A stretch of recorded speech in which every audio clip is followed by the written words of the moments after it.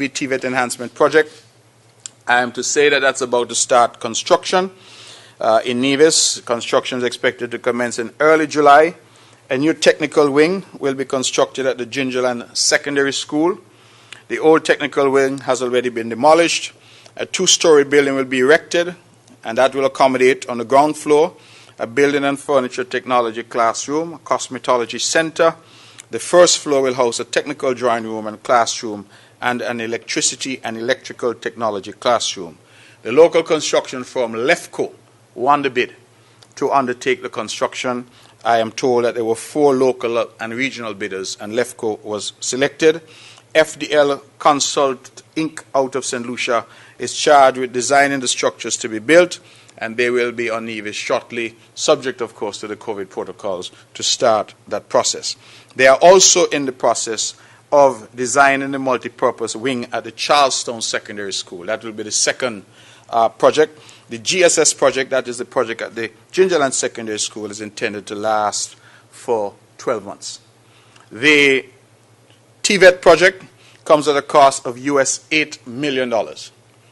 And all of the preparatory work on Nevis, for example, the demolition work, etc., will be funded and financed by the Nevis Island Administration. So I just wanted to say that. And for those members of the press who are interested in the bidding process, the bid was won by Lefco Construction. The other bidders were Chiverton's Construction, local again, SL Construction out of Trinidad, and Lennox Warner Partners out of St. Kitts. And so Lefco, we congratulate them on winning the bid, and we look forward to that project proceeding at GSS very shortly. I want to move quickly to the online education. I think all are aware that students have moved to an online platform, and this is something referred to, I'm told, the Microsoft Teams platform that is being utilized. As part of that, we would have done a survey before school closed to determine which families did not have access to a device and which homes did not have access to the internet. And as a consequence of that survey, some 600 tablets have been made available for loan. I want to emphasize that, for loan to families without a device. And in addition to that, we are providing connectivity by way of the government funding the internet connection to those homes that did not have internet. So far, the Department of Education in Nevis has distributed just over 200 of those tablets to students in 12 of our schools, and we are currently ensuring that nearly 50 households are provided with internet connection. Now, this is important. Parents and children who did not participate or were unaware of the survey that was done, they are not going to be left out. We are going to try, nevertheless, to facilitate those. And we continue to ask parents whose children need devices or who do not have internet at their homes to share this information with their schools and with the Department of Education. The device is on loan. I emphasize that. And you ask, naturally, why are the devices on loan? Why are they not a gift to the families? And the answer is that in alignment with our 2017 to 2021 education sector plan, the devices will be used in the schools when children return to their physical spaces to allow continued integration of ICTs in education. And that is why we are doing it by way of loan, because it continues to belong to the government through the Ministry and Department of Education, and the children will be asked to use those as they come back to school. We have been training our teachers in this new platform. There's been a 2-part training. The first was training on Microsoft Teams. Teachers were exposed to rigorous training on this Microsoft platform. And the second was training on how to plan and execute lessons online. And so we have had to teach the teachers, and the teachers now are going to teach our students online. We would like to thank Flow and Digicel for their support during the transition to online learning, and we extend appreciation as well to CIBC First Caribbean, who generously donated $4,000 to assist us with our online process. Let me switch to CXC exams. We have had to assist some students who did not quite finish their SBAs and IAs, and those students have been allowed to return to the physical school structure to interact with teachers face-to-face subject, of course, to the necessary protocols as to distancing and sanitization, temperature and health screenings, etc. That has been done to assist those students. The Caribbean Examination Council has selected July 13th, 2020 as a start date for CXC exams. The exams will take place as follows: CSEC, July 13th to 4th August 2020, CAPE, July 13th to 31st, 2020, and CCSLC, August 5th to 7th, 2020. Moving quickly to the national assessments, I think all are aware that we did not have the test of standards this year. And that again was due to the impact of COVID. And instead of the test of standards, which is typically the standard that is used to place students into grades in high school, the ministry has instead decided to create a mechanism for the transition of students from primary to high school. And what are they going to do? They're going to use the students' grade 5 mathematics, language arts, social studies and science grades.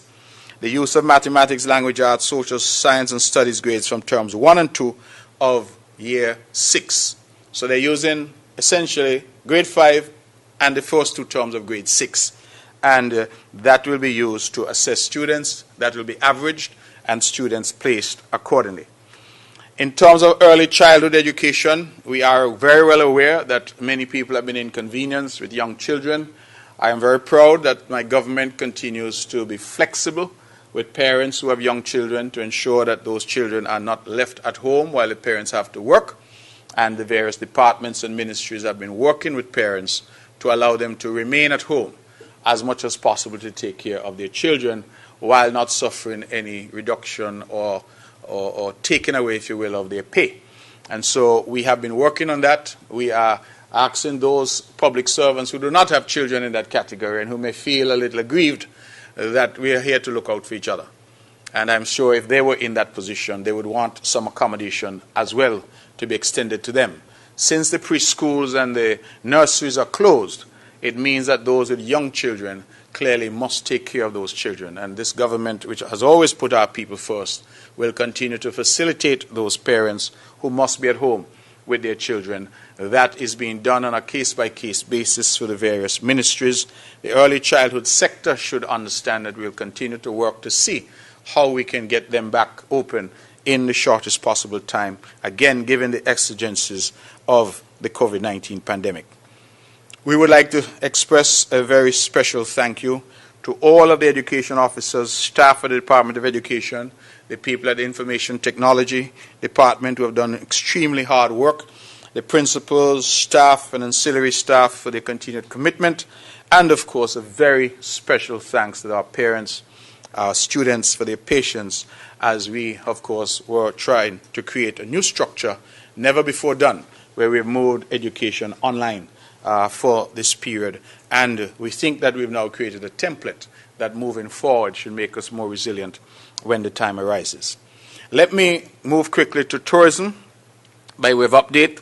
I think many people have been asking about the Pinnis Park and when the Pinnis Park is going to start. The process is well advanced. I myself had hoped, and I think I've said from this rostrum time and time again, that I'm urging those in charge to get going. What I've been advised is that, in fact, so rigorous is our planning process that it's our own government that is holding us up at this point. So everything else is in place. But the planning officials have said that the EIA and the consultation and all of that has to be done. And I believe that for those members of the media interested in good governance, this is an example where even a government project is being held up because the planning process has to run its course. And that is what is happening here. I am told, however, that the EIA report from physical planning that it's in, that it will be considered as quickly as tomorrow, Friday, when they meet, and that thereafter we will know where we are going. And so the intention is to have that project started. I think the public would be aware and would remember that it was last year, August, that the president of Taiwan visited Nevis and we had the symbolic turning of the sod. And so, yes, we have lost 3 or 4 months to COVID, but the reality is that many are anxious, including myself, to get this project going. But such is the process, and this is a government that respects the law and respects the process, and so we have to do that.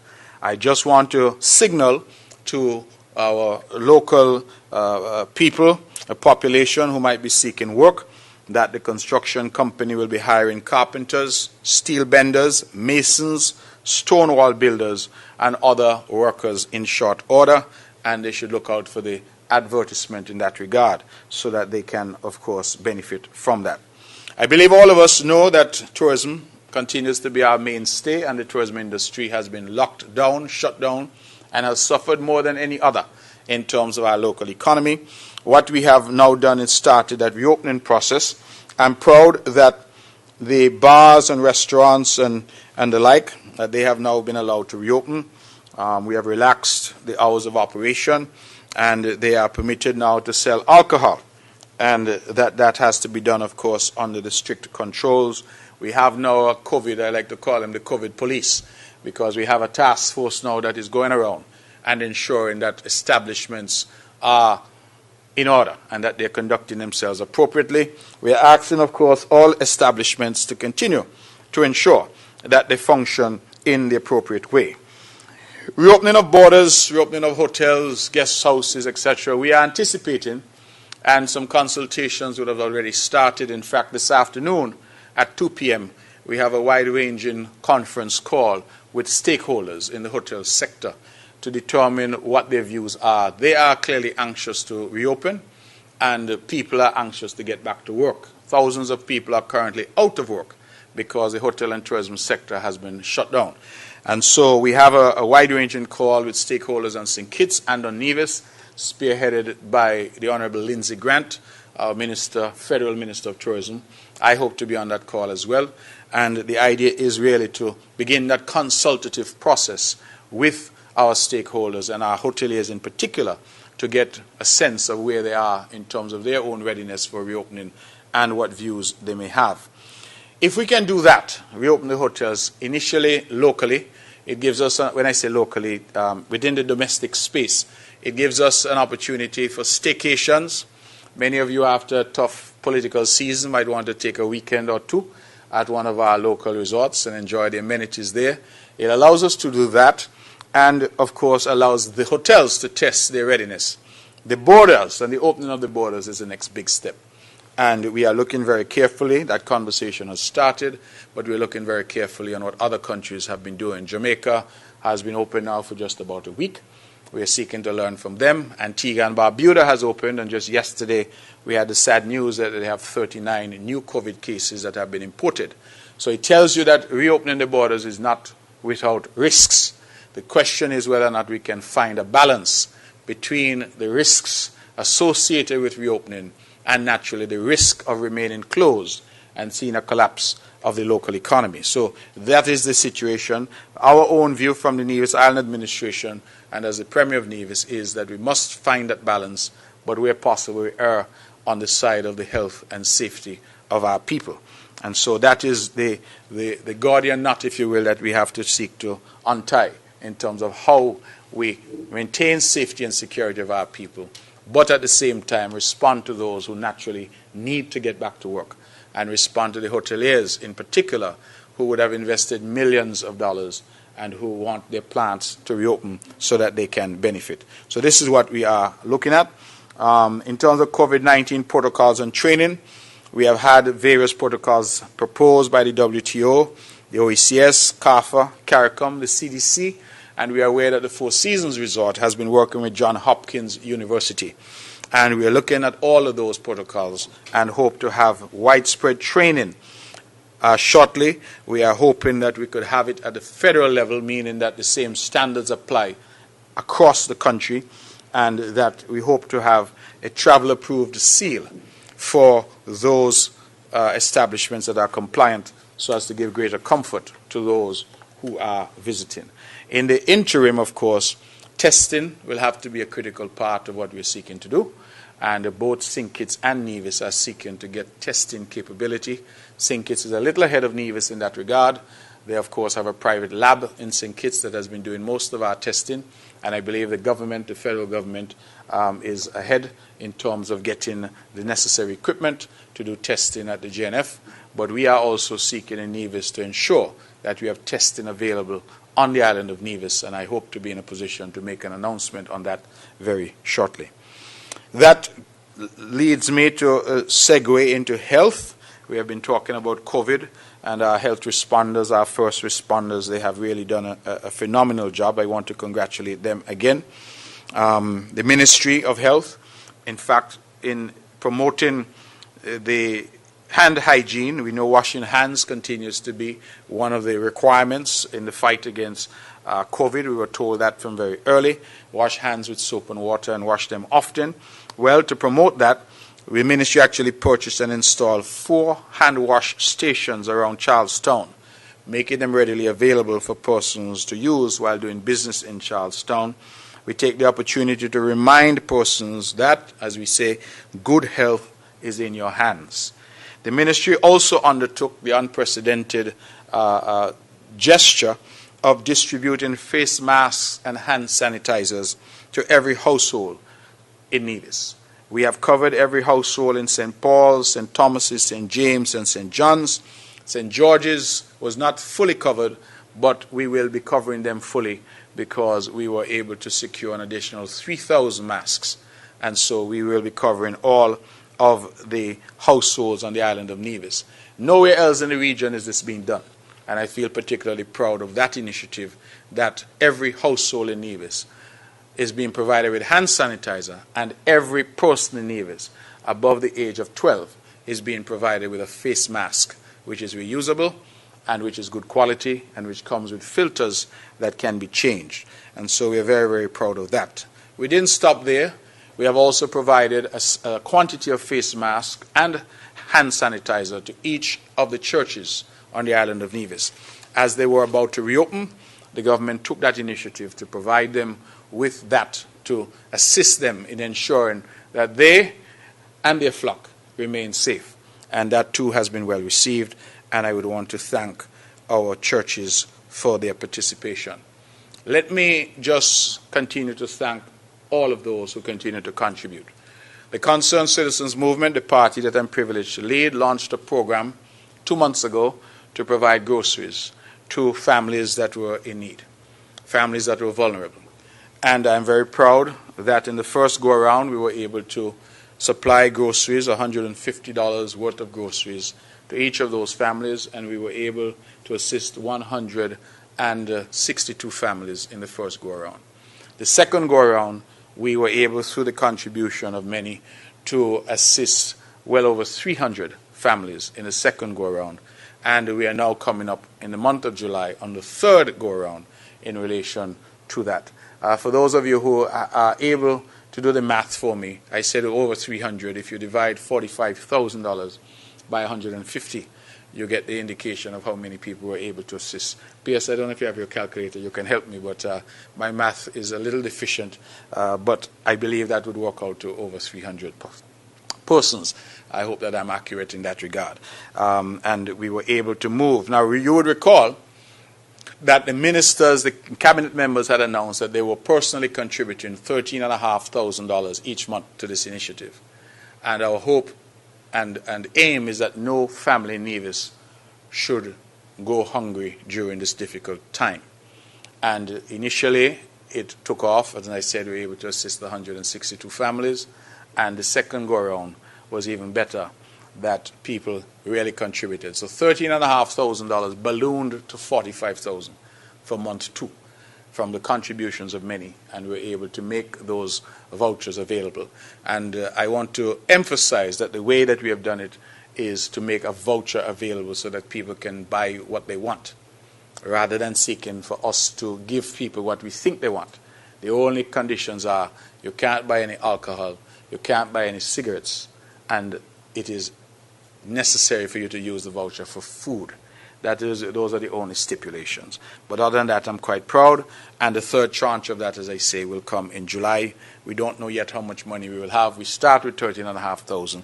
We continue to encourage people who are minded to contribute to that very worthy cause. In relation to that, and giving thanks as well, I have only this week received 1,000 N95 masks. Those are the top quality masks. And I want to thank Mr. Adhar Srivastara. I hope I have the name right. Adhar Srivastara.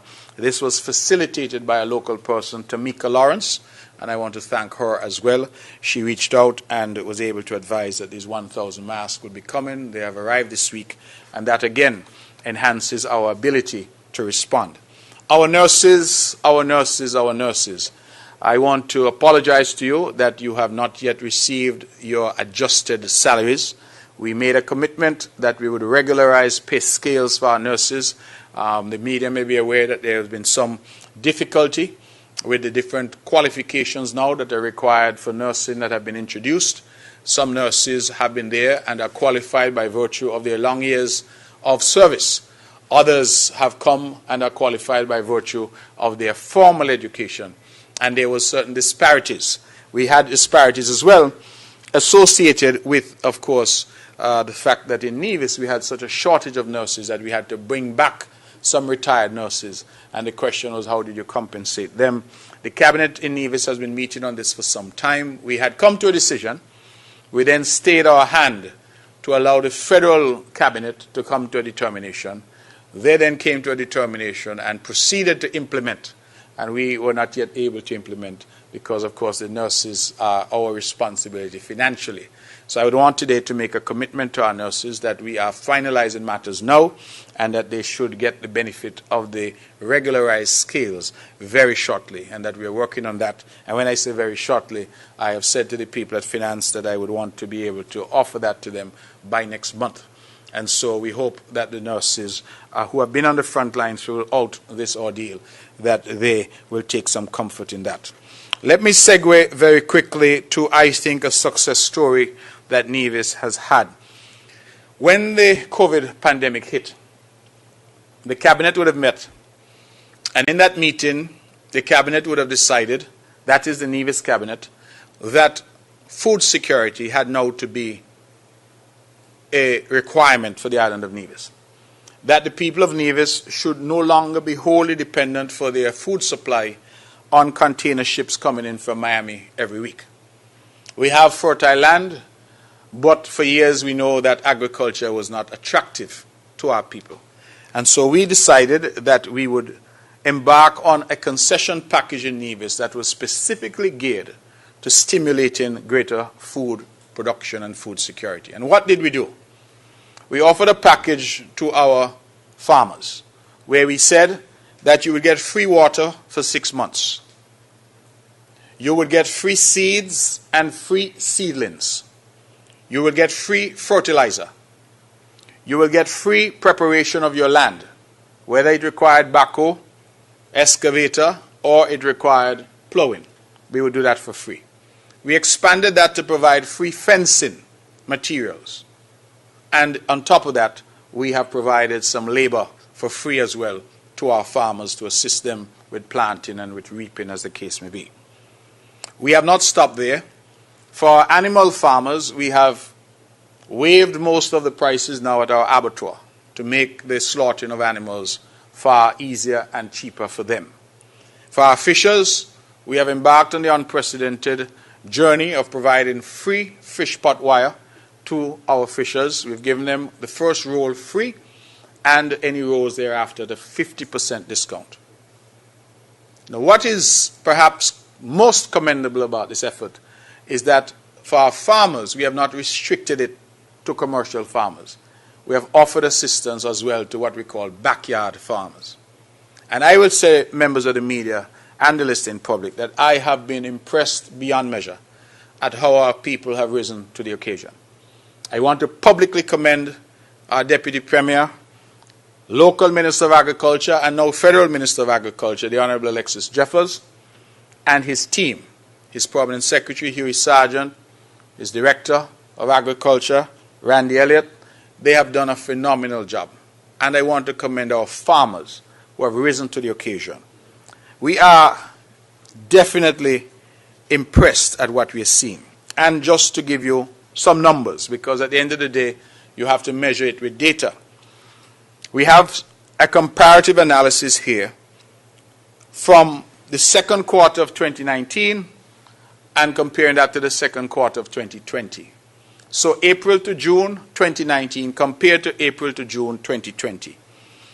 In 2019, we produced 17,950 pounds of tomatoes in that second quarter.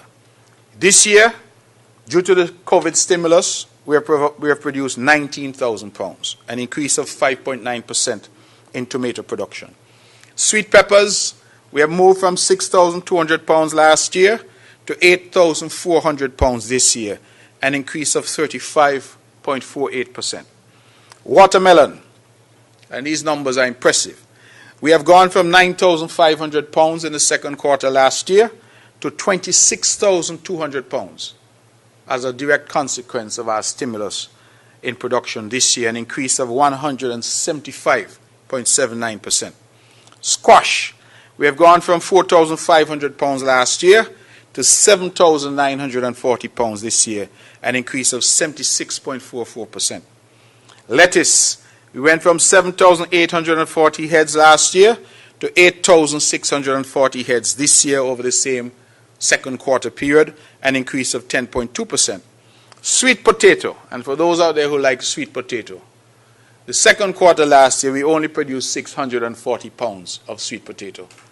This year we've produced 4,600 pounds, an increase of 618.75% over last year. The only area that we've seen a reduction in the numbers that I have is in the production of pumpkin. Last year we had 45,900 pounds of pumpkin during that period, and this year so far we only have 21,200 for a decrease of 53.8%. But in every other category we see a massive increase. Sweet potato in particular, 618% increase. That's a sixfold in terms of what was to now what is. And I believe that we ought to be proud. To give a perspective, the same period in 2019, we had only prepared 8.07 acres of land for planting. 8.07 acres. 2020, 27 acres has been prepared in the second quarter, an increase of 234%. And so I believe that those numbers speak for themselves in terms of the success thus far of the stimulus in agriculture and our insistence as a policy that Nevis must be prepared and must be able to feed itself. And so we are seeing greater food security. 15 farmers have benefited from the labor assistance program. It includes weed management and pesticide application. 3 greenhouse operators were assisted with repairs to the existing structure. And we have distributed seeds to over 1,000 homes. 3,000 packets. Just imagine, over 1,000 homes in Nevis were beneficiaries of free seeds, and also over 150 bags of fertilizer.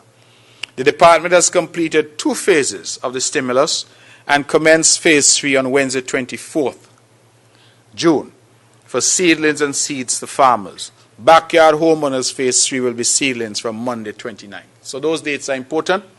As of Wednesday 24th, that is yesterday, we started again the phase 3 of making seeds and seedlings available to farmers. So it's an ongoing process. And backyard homeowners, they will be able to get their seeds and seedlings starting on Monday next. Sticking with agriculture for a few more minutes, we have also increased our water storage. A 20,000 gallon tank was last week installed in the New River area. For those from Nevis, you would know that New River has the highest concentration of farmers, inclusive of animals, crop and poultry. We have over 30 farmers there. And also in New River, we are completing the establishment of a food storage facility, inclusive of a walk-in refrigeration unit. The value just over $200,000 for both projects. We also assisted 50 farmers, crop, backyard, and livestock, with our fencing wire program. In May and June 2020, we distributed 104 rolls of wire with an estimated total impact of fencing 15 acres of land. We spent just about $50,000 on that initiative. I want to, of course, commend the entire staff who have been involved in this and to ask them to keep pushing. Food security must be a priority now. And if it's one lesson we've learned from COVID, is that we absolutely have to ensure that we can feed ourselves. Quickly to Public Works. The Craddock Road project, I just want to report that we've completed now the laying of all the pipelines for the Craddock Road project. The length of that was estimated at 1,300 feet. This was completed on February 21st. The Hamilton Filtration Project, 4 containers have been received. They contain the water pod equipment and chemicals to facilitate the project. However, due to travel restrictions imposed by COVID-19, the progress of the project has been delayed. Other activities related to the project were the installation of power to the site, which has been completed. The well was also pump tested to ascertain the safe yield. Several options are being investigated to get the technocrats here to set up the filtration system. And just to remind the public that Hamilton well was dug, it is a high-producing well, but the chemical content in the water was not fit for human consumption. So rather than discarding that high-producing well, we have decided to treat the water with a filtration system and have invested significantly in that system so that that water will be treated and then become potable with WHO standards to be put into the system. That will assist us tremendously in terms of water supply on the island of Nevis. And that project would have been completed were it not for the travel restrictions from COVID and the fact that the technical team are to come in to do that. In Harris Village, the first phase of that project involved the installation of approximately 4,500 feet of 4-inch HDPE pipes. The project commenced on March 9, and thus far 1,830 feet has been installed. The Jessup's fencing project, all of the fencing has been erected. The main structure for the booster station has been completed. Overall, the project is 95% complete. Remaining to be done is the modification of the gates, painting of the booster station, construction of driveway and landscaping of the compound. Fothergill's booster fencing project, that is complete. The gates are to be installed. Landscaping is being carried out. Water tank at New River. That water tank, which was previously at Spring Hill, was handed over to Agriculture Department to add more storage in the New River farming area. I have spoken to that earlier when I spoke about agriculture. Hamilton Housing Project. The infrastructure for some lands that we bought up at the top of Hamilton, that has already commenced. And the water supply and underground electricity are already in place. These were done by Ministry of Works. To date, the Nevis Housing and Land Development Corporation has given out 12 housing offers, and a total of 5 individuals have paid their deposits thus far. We await release of additional funding. That is another community that is being created there in Hamilton. Brownhill Rehabilitation, that work is nearing completion. We have done the stone wall at Brownhill intersection. We've completed the asphalt paving at the Island Main Road and Brownhill Road intersection. We've completed the paving at the intersection of Prospect Primary and Brownhill Main Road, and the completion of retaining walls. 75% of the filling at Bridgegut. Works are to be completed by the end of July. Craddock Road project, 80% of the drainage works are done, 25% completion of excavation on thoroughfare, 75% completion of boundary walls. Works are also expected to be completed by the end of July. Other works, we are paving 1,200 feet of road at Camps Village, paving of basketball courts at Bath Village, continuation of road repair works island-wide, construction of refrigeration building at Prospect, repair works at the Charlestown Public Market, road construction at Stony Grove Village. And I would want to make public that we are coming to Bath Village for the main thoroughfare there, and we're coming also to the good people of Butlers who have been crying out for some time. And once we are at the end of July and Brownhill and Craddock Road are finished, we'll turn our attention to those 2 projects for the rest of the year. Ladies and gentlemen, there's much more I can say, but the hour is growing late, and I know that members of the media would want to ask some questions, no doubt. The microphones are here, as indicated. Just indicate what media house you're from and ask your questions. I will do my very best to try and answer those questions that are answerable. And so, please. Good morning. Good morning. Premier, would you prefer your favorite journalist to ask first to take the first shot, or can I go ahead? You're my favorite journalist. I don't understand. No, I thought Mr. Hanley was. How will you so quickly give up your title? Ken Richards, Win FM. Premier, a lot of people have been asking about the Charlestown Accord. They don't know if it still exists. They don't know what its status is. They don't know, with the end of the election here, whether it's been renegotiated. Yes. If you can clarify, please, that would be great. There is somebody on Facebook who has been attacking you, although not mentioning your name, but I in fact did an interview with her recently, and she explained that she has a problem with you. It's Team Unity advocate Sandra Quilly Atherton. She says you want to be Prime Minister, but you're not man enough to say you want to be, and you're causing problems within Team Unity because of that problem, according to her. The geothermal project, I want to know what it is, the status of the project. Probably COVID-19 had something to do with maybe it being on the back burner at the moment, but I suspect even before that, it wasn't moving very quickly, if you can explain. And my last question for now is the 3 MPs getting double salaries. That is an ongoing discussion. Some people feel while this is legal, in their words, it is immoral. You shouldn't be getting double salaries. If you can answer, please. Okay, let me try and take them in turn. The Charleston Accord, as I understood the Charleston Accord, it was designed as the platform, the foundation of bringing the Team Unity together.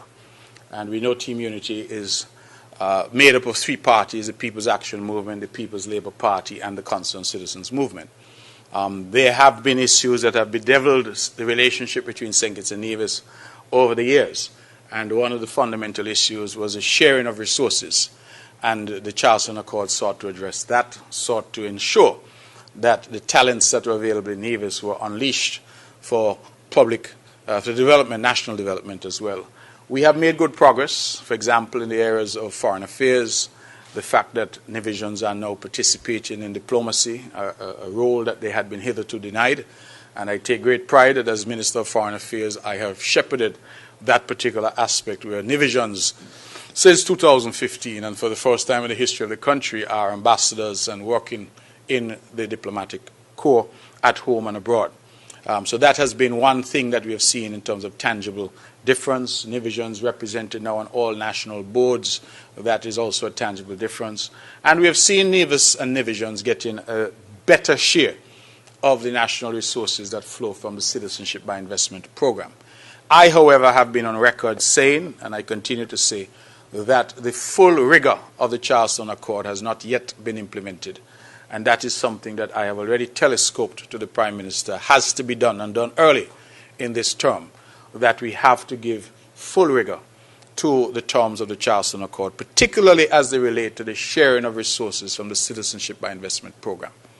Those resources continue to be lopsided in terms of the share that goes to our brothers and sisters in St. Kitts compared to what comes to the island of Nevis. And so while Nevis is getting more than it has ever received in the history of the country, we know that we are not getting what was agreed in terms of the percentage shares. And that has now to be a matter of urgent discussion and resolution between the NIA and the federal government. And I believe the Prime Minister has already signaled his willingness to sit and to resolve those issues. And so the Charleston Accord continues to be the basis of our engagement, and we will continue to engage on that basis with our counterparts on St. Kitts. The Charleston Accord was intended, as I said, to be the foundation, the basis on which we would engage among the 3 parties and between both islands. You mentioned the geothermal project. You are correct. We had some momentum. We, in fact, had cleared the lands, and we hoped that we would have, at this stage, been doing what is necessary. But everything crashed with COVID. We've lost the last several months due to that. I'm aware now that the parties are in discussions because there have been some requests to revise some aspects of the agreements, and those requests are being dealt with. And so legal teams have been engaged over the COVID period and continuing to try and get a resolution on those issues. A new company has come into the fray, a company called Albioma, A-L-B-I-O-M-A, and Albioma has joined NREI as the entities that are involved in that project. And so Albioma has had its own requirements that we are seeking to address. And so that is where we are. Once I have hard information, Mr. Richards, I will certainly be willing to bring it forward. 3 MPs, double salaries, ongoing discussion. You say it's immoral. I am not a pastor yet, although I aspire to be. And so morality, well, people are suggesting it, that's a matter. People will always suggest many things.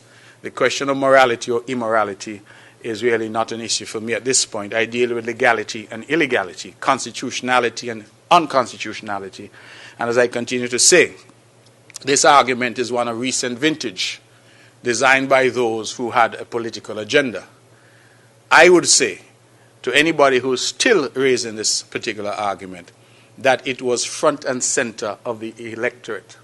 It was put as the primary argument by the Nevis Reformation Party on the island of Nevis in the June 5th, 2020 election. And the results show that it was an argument that was overwhelmingly rejected. Now, only crazy people keep doing the same thing over and over, expecting a different result.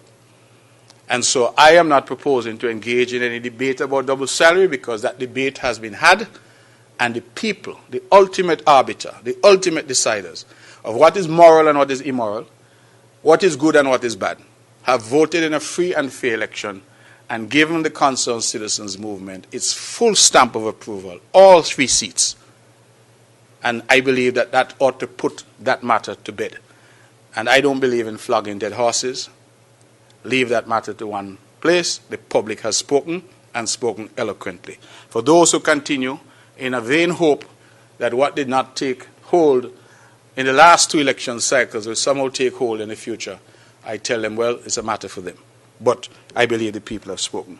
You mentioned attacks on me. That is nothing new. And if I were to respond to every attack, I don't know where I would be. This name you mentioned, some Sandra Queely Atherton, I know not this individual. I know of her, but beyond that I can't speak to her or her motives. And so I really am not interested in engaging with individuals who, whatever their agenda may be, I have no idea.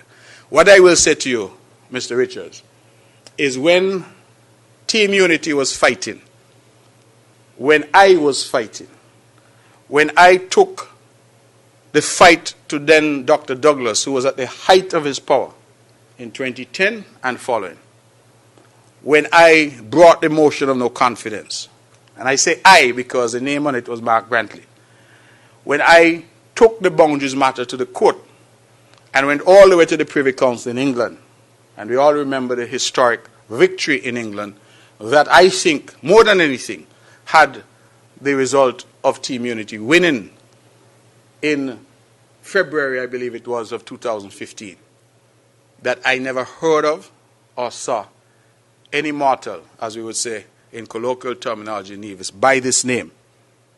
I was in the trenches. My sleeves were rolled up. I was in the mud. I was fighting in the heart and the heat of the battle. And my concern continues to be that we see some Johnny-come-lateys who have jumped onto the bandwagon now that the wagon looks in good shape and are seeking to attack those who fought the fight when the fight was hardest, and when many were afraid to fight the fight. There were those of us who stood up and stood on the ramparts, armed only with the breastplate of righteousness, as I like to say, and fought what many thought was an impossible fight. And there are many in our country who like to jump on the wagon when the wagon is in calm waters. When the ship has sailed into port, they jump on. And they forget when the seas were rough, those of us who were there. And that is as much as I would say to some of these who come now and say they're attacking people. The only other matter I will raise before I move on is this facile and puerile debate about Prime Minister. And I want to make it pellucid today. And if you ask me the question, I hope you'll come back the next time and ask me the question, and we'll say it every time. There is nothing wrong with anybody aspiring to be Prime Minister. Let me make that clear. Mark Brantley has not expressed any such aspiration. There's nobody who privately or publicly could say that they had a conversation with me, because I have always made it plain, and I've asked and been asked the question several times, that my aspiration is to get the best possible deal for Nevis from this relationship, this Federation of St. Kitts and Nevis. I've said that. And I've not been shy about talking about it. What we see happening is that other people are using whatever they perceive and seeking to graft upon us whatever they perceive. I can't speak to that. That is not for me to speak to. The intentions that I have exposed are continue to be getting the people of Nevis fully integrated into this country and having their full share and the full fruits of their citizenship. That is my aspiration. But I want to be very clear, Mr. Richards, that those who feel that it is wrong for Nivision to aspire to be Prime Minister, tell them, I say, not until I'll go so, that the people of Nevis are no less than anybody else. We're no less educated, we're no less capable. And if we are to achieve that state of every citizen, every boy and girl in this country, whether you're from Tabernacle or you're from Low Street, it really ought not to matter. Every boy and girl in this country must grow up knowing that he or she could aspire to be whatever he or she wants. This old notion that people of Nevis are somehow less than, second class, and therefore cannot aspire to be whatever they want to be, those days are over. And for those who linger with that nasty attitude, tell them, I say, that that is over. Nothing is wrong with ambition or aspiration. I couldn't be where I am today if it wasn't for ambition. None of us in this room could be where we are if we didn't have ambition to better ourselves. Timothy Harris is our Prime Minister. God bless him. May he have a long tenure in office and good health. But he could not have been Prime Minister if he was not ambitious. And if he did not have the ambition to be Prime Minister. I have never heard anybody attack Tim Harris for wanting to be Prime Minister. I have never heard anybody attack a boy from Bastia who grew up in difficult circumstances and became our first Prime Minister and national hero, Dr. Simmons, for wanting to be Prime Minister. Nobody has ever attacked Dr. Douglas. He had 20 years and he came back looking for more. And nobody said that he was somehow disqualified from being Prime Minister. So why is it such a furor if Joe Public says a Nivision could be Prime Minister? It comes from a deep-seated view by some that the people of Nevis ought not to be allowed to aspire beyond a certain level. And I condemn that unreservedly. I think it is particularly difficult when some who are launching these attacks are Nivision themselves. That is particularly galling, because that tells me that they have no regard for their history, no regard for their island, no regard for the people of Nevis. And that is as much as I will say on that, but I do not want people to feel that the people of Nevis ought not to be allowed to aspire. And I hope that this time in our history, and this time that I am here, for whatever short time I'm allowed, that I will send that message clearly so that every boy and girl in Nevis listening to me today could have whatever aspiration they want. If they want to be Governor General, it's there for them. Prime Minister is there for them. Judge is there for them. Diplomat, ambassador, everything must be there for them, just as those things have been there for the people of St. Kitts. That is all that I'm saying in relation to that particular matter. As to this individual and the attacks, they will continue to talk to themselves, because I have as my personal motto and mantra, ignore the noise. It has worked very well for me. Yes. Good morning. Monique Washington, St. Kitts Nevis, Observer newspaper. Mr. Premier, during the COVID pandemic, the NIA would have taken a loss, I would say, in revenue when it comes to the reduction of the residency and work permits and the relaxing taxes and things like that. My question is, with all this money not being collected, how does the Nevis Treasury stand, and will it continue to be able to pay its employees going forward? On the onset of COVID-19, persons who were impacted would have been able to have a reduction in electricity and water and so on and so forth. Now, all of this comes to an end basically in 3 days, in 3 business days, let me say that. Is there any plans to further help citizens that have been impacted by COVID-19? Now, I understand the decision to reopen the borders is a federal decision, but what I want to know is what is your stand in the reopening of the borders as it relates directly to Nevis? Can we have an update on B&L Enterprises? And as the Federal Minister of Aviation, what are your plans as it relates to the Vance Armory International Airport? And can we also have updates on the police station, the hospital, the second phase of the Overley Pier, the Charlestown Pier, the Mondo Track, and can you tell us if all these projects are still on budget? Thank you. Well, you need a press conference for yourself, based on all that you've asked here. I expect that the whole newspaper next weekend is going to be about this, because this weekend, I'm sorry, of all you've asked. Let me talk about the projects. I think that in a previous press conference, or perhaps it would have been in a statement, because I've made a few, we did indicate that we've put most capital projects on hold because we simply do not have the resources to execute the capital projects that we had budgeted for. Remember the budgeting process. We say what we intend to do, but those intentions are largely based on revenue and the necessary income to be able to achieve those projects. So you are correct that our income has dwindled to virtually nothing. And so our ability to execute some of these projects has really been impacted adversely. And so projects that are already in train, like the Newcastle Police Station, we will seek to complete. I believe that Minister Jeffers, who's charged with that project, we should be in a position to announce an opening fairly soon on that project.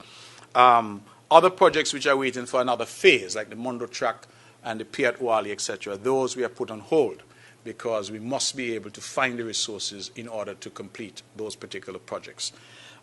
It is just the way it is. I believe that this year would have had a very good year were it not for COVID, but there were other plans.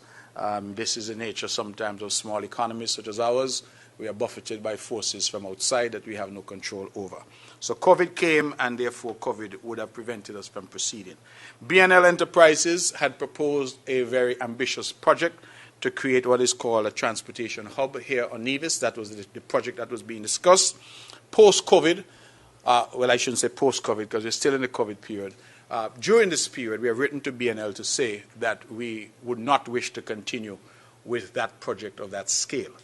And what we are now proposing to do at the Van Samry International Airport is a much reduced scale of project. We've asked them if they're so minded to participate in that, where we would want to do some work there to make the airport more viable for private jet traffic and for regional traffic in particular, rather than what was anticipated, which was to create an international hub to bring flights, long-haul flights from Europe, etc. We thought that given the circumstances now and the uncertainty associated with travel going forward, that would no longer be a wise course. And so we are in discussions with them to scale back what it is they had proposed and to bring other partners into play as well to assist us with a smaller version of what we had initially anticipated. So that's where we are with BNL. We have written to them to indicate that to them. Van Samry International Airport, I have kind of answered that because I've said that what we now intend to do is to have a private jet facility and, of course, a better facility to accommodate the regional traffic, Liats and the Seaborns, etc., and what they call the regional jets, which can take, say, 100 people or so from, say, a port like Miami. So we are looking at that. We are seeing the hotel sector, the potential for hotels chartering, particularly the big hotels like Four Seasons, that groups could charter. And so we are saying that if we can get that done, then they can charter directly to Van Samry as opposed to having to land on our sister island of St. Kitts. So we're looking at those possibilities to do that project. And as I said, we have so far been able to get some others on board to buy into that particular vision. And so we hope to be able to have plans that we can unveil very shortly. Federal decision as to the opening of the airport, you're right that we have deferred to the federal government in relation to these matters and are working closely with our colleagues over there. My own view is, as I expressed in my opening statement, that we have to reopen. I believe that it is inevitable. We cannot remain closed off from the rest of the world forever. And so while the safety and security of our people has to be our number one priority, we cannot ignore the fact that we have hotel plant, we have investors, we have people who are out of work. And we cannot continue indefinitely with thousands of people not working. We're not just talking about Four Seasons, we're talking about Marriott, we're talking about Park Hyatt, Montpelier, Nisbet. And when you start to add up the people, not only directly in the hotels, but those in the restaurants, those in the tour operators, the taxi drivers, you're talking about thousands and thousands of people impacted. How is the taxi man going to pay for his bus? How is the tour operator going to pay for the scooters that he has just invested in for tourists. How the restaurateurs going to pay? How are they going to pay the rent? All these people at Port Zante, for example, who have jewelry stores and pay high rents, how are they going to afford if we continue to keep the country closed indefinitely? So I am saying that we have now examples around our region, and we must look to those examples, take from them the best safeguards that we can. But I believe that we must also be straight and practical with our people, that being COVID-free, as we are now, is a status that we would like to maintain, but it is perhaps impractical to think that you will forever be COVID-free. The nature of COVID being as it is, I think we have to prepare ourselves for the possibility in the future that we may have cases again. Our people are coming home. The wisdom now is that we can't stop our people from coming home if they want to come home. We have people who are stuck in hot spots right now, Florida and New York. Went there on vacation, got stuck, they want to come back. They may bring COVID with them, we don't know. But they are our people, and they're entitled to come. So you have all of these considerations, and I think that what we must do is strike the balance. But as I've said, my own view is that that balance must be struck in a way that emphasizes the safety and security. So the protocols must be developed, the hotels, the airports, the arrivals program, etc., to ensure that our people remain safe. The Nevis Treasury, you asked a very good question. I get nightmares every night. How do we pay our public servants? How do we continue to ensure that we keep the lights on? It's a difficult question. Thus far, we have been surviving principally on whatever meager resources we had saved, and of course the assistance of our bankers, who have allowed us some flexibility as we try to move forward. We are, of course, continuing to say to the federal government that the island of Nevis and the NIA should be getting its fair share of the CBI proceeds to assist as well. But that is where we are in terms of trying to hold the line. I have been very firm to my cabinet that we do not want to contemplate any layoffs or any retrenchment. We think that people are already suffering, and we don't want to add to that suffering. But we have to find a way to get the economy reopened, find a way. Because while I talk about the thousands of workers who have been displaced, remember when the hotels are closed, the government revenue is also displaced.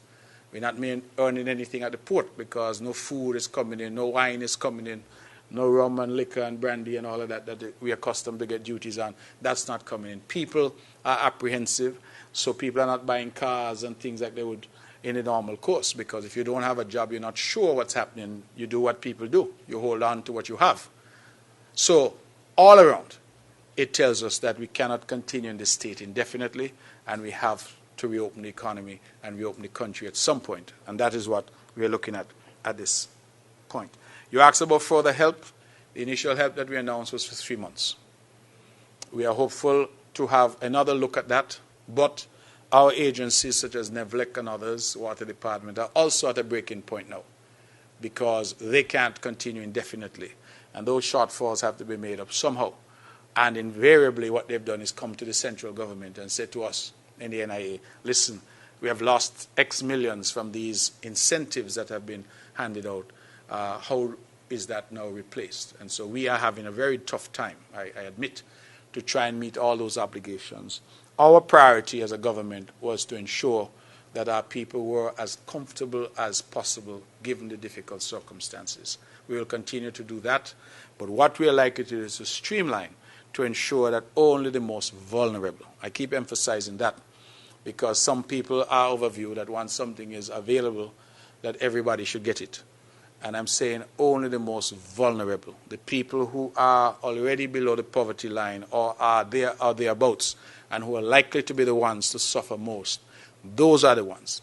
So when we give out a device to a family, those are the ones we're trying to target. When we give them free internet, those are the ones we're trying to target. Not people who could afford. Because a lot of people who can afford are nevertheless coming to government and saying we want this because we hear it's free. And we're saying to them that is not what we intend to do. So we are likely to see a streamlining so that the most vulnerable continue to receive assistance, but those who can do better are allowed the opportunity to do so. So I hope I've answered your questions as best as I could, and I invite other questions if there are any.